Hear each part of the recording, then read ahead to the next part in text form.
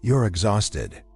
Maybe you can't even pinpoint exactly why, but you feel it like there's this invisible weight on your shoulders that never goes away. You walk through life as though it's your duty to keep everything balanced, to make sure everyone gets along, to smooth over every rough edge. You strive to please, to avoid conflicts, to always stay kind, polite, and understanding. From a young age, you were taught that being a good person was the right path. That goodness wins in the end. That kindness will be reciprocated, honesty will be rewarded, and humility will be recognized. But what if I told you that this idea, the one you've carried all your life, is a carefully crafted illusion? A comforting lie created to keep you obedient, predictable, and easy to control. How many times have you bitten your tongue just to keep the peace? How many times have you erased your own feelings to avoid disappointing someone? How often have you tolerated disrespect, allowed someone to use you, and still forced to smile while whispering, "It's fine"? You've swallowed anger, tears, and pride under the false banner of virtue that only led you to be overlooked and undervalued. Listen closely. The world does not reward kindness, it rewards strategy. If you're here, it's because you've already felt this truth deep down. You've tried to be the nice one, the understanding friend, the good soul, and ended up frustrated. You've learned the painful lesson that the more you try to be accepted, the less you're respected. The more you give, the less you're valued. That's where Machiavelli enters the picture. He wasn't the villain history painted him to be. In reality, he was one of the first to expose the raw mechanics of power. He understood something that most people still refuse to accept, that morality without realism is a trap. And being seen as good isn't the same as being fair, effective, or strong. This video isn't about becoming heartless, it's about waking up. Waking up from the childish dream that the world is fair, that goodness alone is enough to be rewarded. We're going to strip away the masks and talk honestly about why trying to be the good person is keeping you small. Because as long as you live to please others, you'll remain a hostage to your own kindness. And if you're tired of being ignored, used, or discarded, it might finally be time to change. To learn from Machiavelli what no one ever taught you: how to take back control of your life. Ready? Let's begin. Asterisk, do you still believe the world truly values good people? Look around you. Who are the ones admired, respected, and in positions of leadership? Are they the kindest, the most generous, the most compassionate? Or are they the most strategic, assertive, and difficult to manipulate? The truth is harsh. The world isn't governed by kindness, it's governed by usefulness. Machiavelli understood this centuries ago. When he wrote The Prince, it wasn't a guide to cruelty, but a manual explaining how the game of power really works. And one of his most bitter lessons was this: being good is not enough. In fact, sometimes being good is the fastest way to be discarded.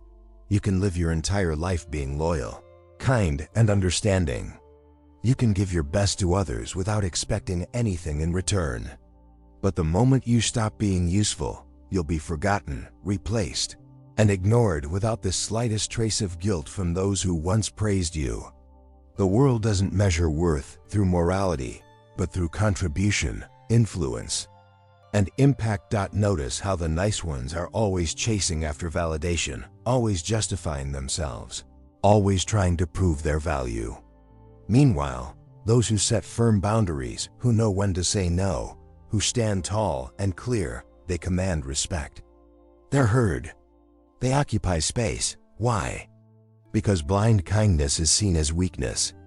Those who never confront don't intimidate, and those who don't intimidate are never truly respected. They become tools, not individuals' resources to be used, not presences to be acknowledged. You can exhaust yourself trying to please everyone, but if you don't represent consequence or strength, people won't hesitate to use you. It sounds cruel, but it's reality. Machiavelli wrote that a ruler should prefer to be feared rather than loved, if he must choose between the two. What he meant was simple. True respect is born from the understanding that you have the power to act, that you cannot be trampled without reaction. And this doesn't only apply to kings or leaders, it applies to you. If you keep living to be agreeable, you'll continue to be treated as disposable. Not because you're bad, but because the world doesn't reward those who fade into the background. So it's time to ask yourself, where does this unhealthy urge to please come from? What hides beneath your endless kindness? There's something deeper there, something that might have been sabotaging you for years. And that's exactly what we'll uncover next. In the next part, we'll dive into the psychological roots of people who constantly seek to please and reveal why, more often than not, what we call being nice is really just fear in disguise. Asterisk, you weren't born with a desperate need to please everyone. That behavior was taught and worse, conditioned. From childhood, you learned that acceptance came with a price, the price of silencing parts of yourself. You forced smiles, swallowed your desires, and stayed quiet when you wanted to speak up, all for approval. From don't do that. It's rude to be nice to you're such a polite kid. Little by little, you learned that pleasing others brought safety and affection. But what no one told you is that living to please is an emotional trap, a psychological cage built from poisoned compliments and punishments disguised as good manners you were trained to believe that if you made others happy, you'd be loved. That if you ever showed anger, set limits, or seemed selfish, you'd be rejected. So like any mind trying to survive, you adapted. But over time, that adaptation became submission. Now, you can't say no without guilt. You feel responsible for everyone's happiness, even when it drains you. You bottle up frustration instead of expressing it. You forgive too quickly, even when people don't deserve it. You bend over backward to maintain an image of goodness that others expect, not because it's your true nature, but because it's what once made you feel safe. But here's the hard truth. This isn't kindness, it's fear. Fear of being disliked. Fear of being abandoned. Fear of being seen as a bad person. Fear of showing your true self with anger, desires, and boundaries. And this fear has quietly turned you into your own enemy, hiding behind behaviors that appear noble but are emotionally destructive. The saddest part? You don't even realize it's happening. You call it empathy, but it's avoidance of conflict. You call it understanding, but it's fear of abandonment. You call it kindness, but it's terror of not being enough. Your kindness is a mask, a subconscious defense mechanism to escape rejection. But the mask comes at a terrible cost. It suffocates your authenticity, your power, and your dignity. And if you don't remove it, it will eventually fuse with your identity. One day you'll look in the mirror and realize you no longer know who you truly are. But there is a way back. And to find it, we must learn from someone who understood image, perception, and power better than anyone else. Machiavelli. In the next part, we'll go straight to the point. What the prince can teach you about breaking free from the need to appear good and finally being respected for who you really are. Machiavelli's The Prince isn't a manual for cruelty, as most people believe. It's a guide to human nature, raw, uncomfortable, and brutally honest. He didn't teach leaders to be evil. He exposed why pretending to be purely good often leads to ruin. One of his most misunderstood lessons says, "It is better to be feared than loved." If you cannot be both, people often twist this into a justification for dominance or tyranny. But what Machiavelli really meant was this: seeking love at the cost of respect will destroy you. When you depend on others' approval to feel worthy, you hand them power over your emotions. You become predictable, easily manipulated, and ultimately disposable. The same applies not just to rulers, but to anyone who lives trying to be liked by everyone. Machiavelli saw something most people refuse to see. Human beings are not guided by gratitude or fairness. They are guided by self-interest. Those who love you for what you give will abandon you the moment you stop giving. Those who respect you for your strength, however, will think twice before crossing you. So when he wrote that fear is safer than love, he wasn't glorifying cruelty. He was reminding us that boundaries earn respect, not excessive kindness. Fear, in his context, didn't mean terror, it meant a healthy awareness of consequence. People must know that betraying your trust or crossing your limits has a price. You might think, but I don't want to be feared. Fair enough. But the truth is, being too nice doesn't make you loved, it makes you invisible.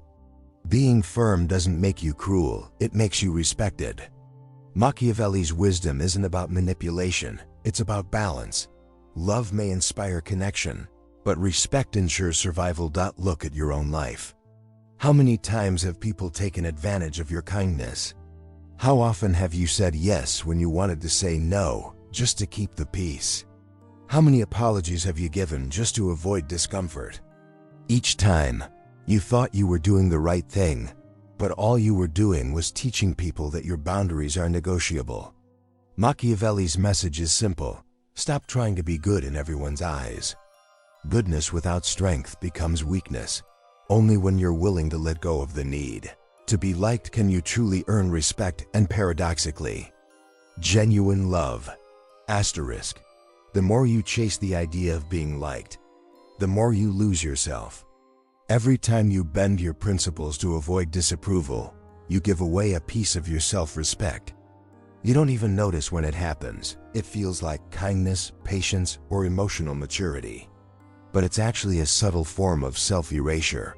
You keep telling yourself, it's not worth the fight. It's fine. I'll let it go. I just want to keep the peace. But peace without honesty is not peace, it's quiet chaos. It's resentment disguised as harmony. And every time you choose that false peace, your inner strength weakens just a little more. True power begins the moment you stop negotiating your worth. You cannot make everyone happy without betraying yourself. The world will always find something wrong with you. Too emotional, too distant, too ambitious, too quiet. So why waste your energy trying to please people who will judge you no matter what you do? The truth is, niceness has become a currency in modern relationships, a way to buy temporary approval. But it's a bad investment. You spend all your emotional capital trying to earn love that disappears the moment you stop performing. On the other hand, are the opposite of fear. They are a declaration of self-respect. When you say no, you're not being cruel. You're being clear. When you demand to be treated with dignity, you're not being arrogant. You're simply refusing to shrink. Think of boundaries as the invisible structure of your soul. Without them, people will build their houses on your land and then blame you when the walls collapse. And yet, the biggest obstacle to setting boundaries isn't others, it's your guilt. You've been conditioned to feel guilty for choosing yourself. That guilt is the ghost of your old self, the one who thought love was earned through sacrifice. But here's what Machiavelli, and later Jung, understood. The parts of you that you suppress in order to be good never disappear. They live in your shadow, resentful, unacknowledged, waiting to be integrated. The longer you deny them, the more they will rebel, showing up as anxiety, exhaustion, and quiet anger at the world. To reclaim your strength, you must confront that shadow. You must be willing to face the discomfort of being misunderstood. You must accept that not everyone deserves access to your kindness. The transformation begins when you realize this simple truth: you can't be free and people-pleasing at the same time. Carl Jung once said, "One does not become enlightened by imagining figures of light, but by making the darkness conscious." That's where your freedom begins, not in pretending to be endlessly kind, but in acknowledging the anger, pride, and fear you've been taught to suppress. You've spent years trying to eliminate the darker parts of your personality because society told you they're bad. But those parts aren't evil, they're simply unintegrated power. Every time you repress your assertiveness, your desires, or your rage, You're burying the very qualities that could protect you. Think about it. You admire confidence in others but label it selfishness in yourself. You admire honesty in others but call it rudeness when you express it. You've learned to sanitize your personality to fit into other people's comfort zones. And in doing so, you've amputated your emotional depth. The shadow, as Jung described, isn't your enemy. It's the part of you that knows how to say no, that knows how to fight for you, that refuses to be treated as an afterthought. It's your raw instinct for survival and truth. But because you've spent so long identifying as the good one, you've exiled that power and it's dying to return. Here's the paradox. The more you deny your darkness, the more control it gains over you. It doesn't vanish, it leaks out in subtle ways, through passive aggression, emotional fatigue, or sudden resentment toward people you once tried to please. You think you're being kind, but deep down you're building quiet hatred. You smile, but your chest feels heavy. You say, "It's okay," but your body tenses every time someone takes advantage of you. That's your shadow trying to speak. Jung believed that true strength comes from integration, from embracing both the light and the dark within you. To be whole, you must allow yourself to be complex, kind and firm, compassionate and fierce, gentle and powerful. The moment you reclaim your shadow, you stop being manipulated by others. You no longer fear disapproval because you've made peace with your own truth. You no longer chase love because you realize you are already complete. And that's when people start to notice something different about you. They can't quite explain it, but they sense your power, the calm kind that doesn't need to prove anything. The kind that commands respect without raising its voice. That's the paradox of awakening. Once you integrate your darkness, your light shines effortlessly. There comes a point when you get tired, not physically, but emotionally. You grow exhausted from explaining your intentions, your tone, your choices. You realize that no amount of explaining will make people understand you if their goal was never to understand you in the first place. That's when silence becomes your greatest ally. At first, this silence feels uncomfortable. You've been trained to fill every pause with justification. "I didn't mean it that way. I'm sorry if that upset you. I just wanted to help." But the truth is, you're not responsible for managing how others perceive you. You can speak with honesty and still be misunderstood. You can act with integrity and still be criticized. Silence doesn't mean weakness. It means mastery over your own energy. It means you've realized that explanation is a form of begging. Begging to be seen, begging to be liked, begging to be forgiven for being yourself. And when you stop explaining, something powerful happens. The people who only valued you for your compliance will start to drift away. They'll call you cold, distant, or changed. But those labels no longer sting, because you finally understand what they really mean. You're no longer easy to control. You'll notice that the quieter you become, the more others reveal themselves. The manipulative ones become louder, desperate to provoke a reaction. The insecure ones accuse you of arrogance. The truly strong ones, however, respect your silence because they recognize it. They've been there too. This is the turning point where emotional detachment becomes your strength. You no longer react to every opinion. You no longer rush to fix misunderstandings. You start choosing peace over validation, clarity over chaos. And ironically, that's when people start treating you differently. Your presence feels heavier, your words more valuable. Because when you no longer speak from insecurity, your silence carries authority. Carl Jung would say that this is when you become individuated, no longer living for the expectations of others, but guided by your inner compass. You're not rebelling. You're simply reclaiming your sovereignty. So, when people accuse you of being different, take it as confirmation that you've evolved. You've stopped playing the role they needed you to play. You've stopped performing kindness as a survival tactic. In that silence, you discover something astonishing. Peace is not the absence of noise, it's the absence of self-betrayal. When you finally stop chasing approval, something unexpected happens. Life becomes quieter, but also lonelier. There's a silence that feels heavy at first. The noise of constant validation fades, and you begin to hear yourself again.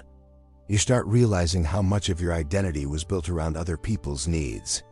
You remember how you used to scan every room, every face, searching for signs of acceptance. How you'd replay conversations in your head, wondering if you said something wrong. That mental noise disappears, but it leaves an echo, an emptiness you must now fill with truth. That's the emotional cost of peace. It's the moment you realize that detachment doesn't always feel good. Freedom, at first, feels like loss. You miss the old patterns, the constant reassurance, the feeling of being needed. But as time passes, you begin to see that what you called connection was often dependency. What you called love was obligation.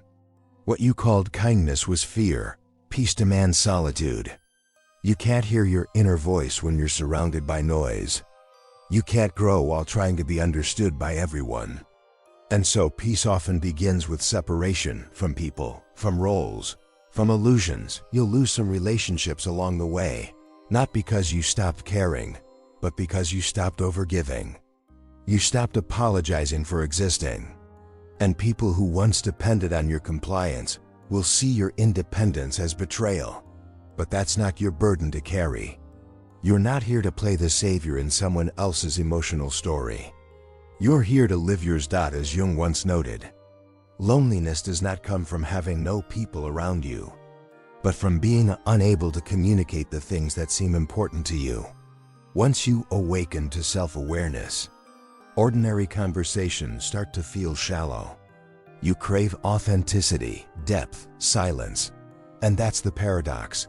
The more awake you become, the fewer people you can relate to, but the stronger your connection with yourself grows.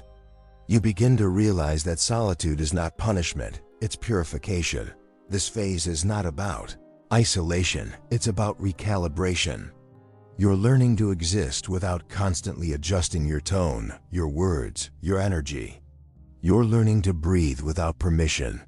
And once you pass through that loneliness, what emerges on the other side is something rare, a peace so deep, it no longer depends on anyone's understanding of you. At some point in your journey, something inside you shifts quietly but permanently. You stop reacting to things that once consumed you. The drama, the gossip, the criticism, the guilt, they all start to lose their grip. Not because you've become careless, but because you've finally learned discernment. You begin to see that peace isn't about controlling your environment. It's about mastering your response to it. You can't stop people from misunderstanding you, betraying you, or projecting onto you, but you can refuse to participate in the chaos, and that's when you become untouchable. Being untouchable doesn't mean you stop feeling. It means your emotions no longer dictate your worth. You still care, but differently. You choose what deserves your attention and what doesn't.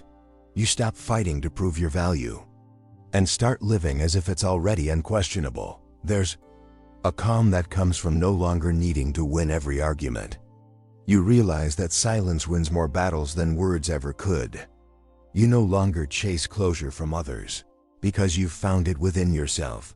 This is what true emotional maturity looks like. Not numbness, but neutrality. You stop seeing everything as an attack. You stop interpreting rejection as proof of unworthiness. You stop letting temporary emotions make permanent decisions. People around you might sense this shift. They'll test it. They'll try to provoke the old version of you, the one who used to justify, explain, and overgive. But that version of you doesn't live here anymore. When someone tries to manipulate you, you simply observe. When someone withdraws affection to punish you, you don't chase. When someone projects their pain onto you, you refuse to absorb it. You realize that everyone's behavior is just a mirror of their own internal state, and you're no longer obligated to carry their reflection. The old you sought validation. The new you radiates presence, and this kind of strength confuses people.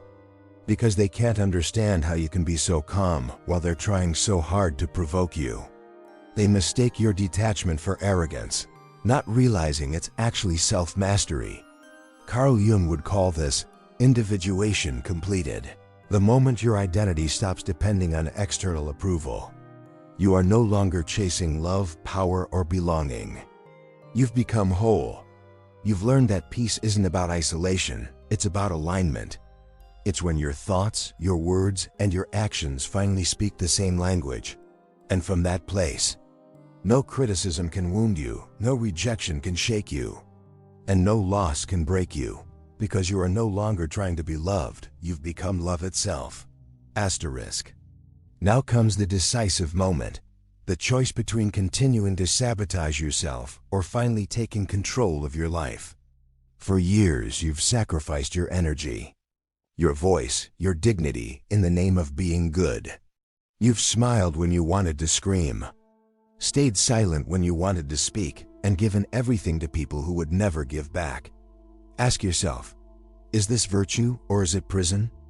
A psychological prison decorated with hollow compliments, where you're applauded for being harmless, predictable, and non-threatening. That's not freedom. That's being trapped in other people's expectations. And here's the brutal truth. No one will tell you. No one will free you. No one is going to thank you for your sacrifices, give you the respect you deserve, and say, now you can rest. That won't happen. As long as you allow yourself to be used, someone will always use you. Reality does not bend to good intentions. You can continue living as the ideal good person society trained you to be. Calm, patient, understanding, always available, always saying yes. But if you do, prepare for a lifetime of frustration, invisibility, and resentment. Or you can wake up. You can decide today that your kindness will no longer be a collar around your neck. You can act with intention, presence, and firmness. You can choose when to be generous and to whom. You can stop giving what you won't receive in return. You can stop living to gain approval like a dog begging for affection. The truth is simple. The world respects those who respect themselves. And you will only be free when you stop asking permission to exist. Ask yourself, when was the last time you said no without guilt? When was the last time you put yourself first? When was the last time you did something purely for yourself, without worrying about how others would react? Share your answers in the comments. Reflect on the moment you realized that being nice was destroying you. This conversation must continue because countless people are still trapped in the same psychological prison, and your awakening could ignite someone else's. If this video made you rethink your life, your choices, and your self-perception, it's time to take the next step. The journey is just beginning. You now have a choice. Continue living for love that fades, or step fully into freedom, self-respect, and power. Machiavelli didn't write The Prince to teach cruelty. He wrote to teach you to stop being naive. And the greatest naivety is believing that being nice is enough to earn respect in this world. It is not. Courage is required to abandon the role of pleaser. Strength is needed to exist fully as yourself, without asking permission, without shrinking, without surrendering your voice. This is your path to freedom. And it starts now. If this video blew your mind, share your thoughts in the comments. And if you want to explore more insights like this, don't forget to like this video and hit the subscribe button. See you in the next video.